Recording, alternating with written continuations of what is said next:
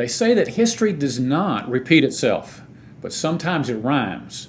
And that's a great saying, and I thought about that when I was reading a story about the gubernatorial election and the campaign in Virginia, which, as you know, has been a hotbed of opposition in school districts with parents.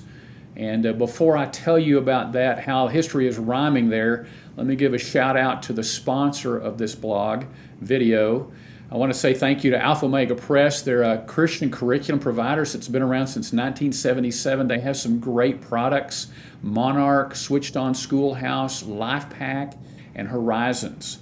I hope you go to their website at aop.com and look at some of those things. So the disagreement in the gubernatorial race in Virginia is really closely tracking these battles that we're seeing in the local school boards. So as you know, there's been a great deal of disagreement about some of the curriculum that's being taught, whether it's sex education or critical race theory or transgender stuff. And in the gubernatorial race, the Republican nominee picked up on that when he talked about this sexually explicit book that was in a public school library.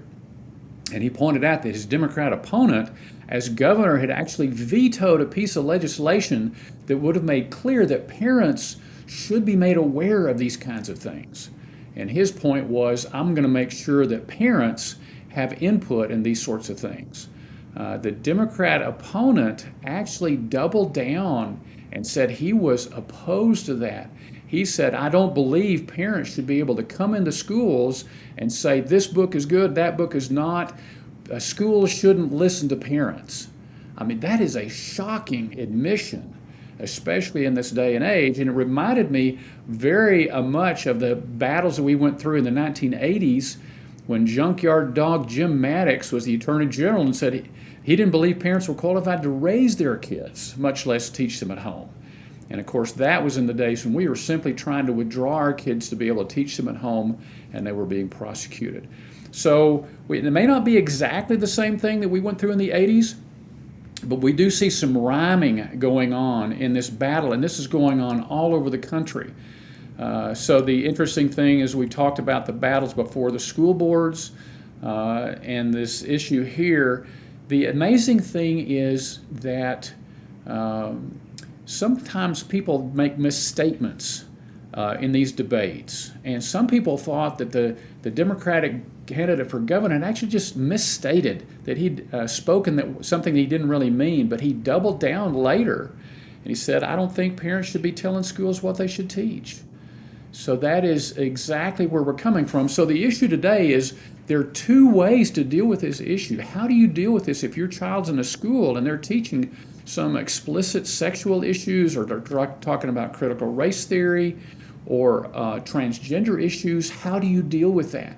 And really, there are two approaches. And one approach is you need to be involved in that school. You need to give your school board member that's elected by you input and give him your feedback. That's also, again, the reason that I say that it's critical that homeschoolers vote. You need to register to vote. You need to vote because public policy, including what is taught to our kids in the public schools, is decided by those people that are elected by the voters in that district. So again, you got to be registered to vote. And secondly, this is a big reason that homeschooling is exploding not only in Texas but across the country, is because people disagree with the policies that the school districts are adopting. Sometimes they're related to the pandemic. Sometimes they're related to the virus and how they're going to deal with that. Sometimes they're related to curriculum issues like critical race theory or explicit sexual stuff.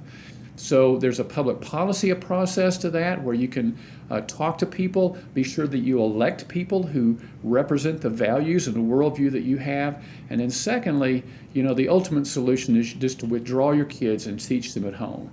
And as we've said before, there are a lot of people who are saying, I never would have homeschooled except for the pandemic. And you know what? It's been the greatest thing that's ever happened to our family, both from an academic standpoint and from a family standpoint. So this debate is not going to go away.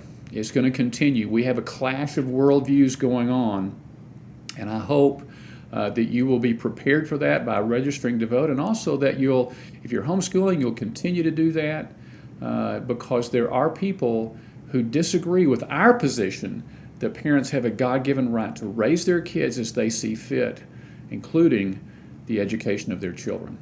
So I hope you'll like this video. I hope you'll share it with your friends. And thank you for helping us keep Texas families free.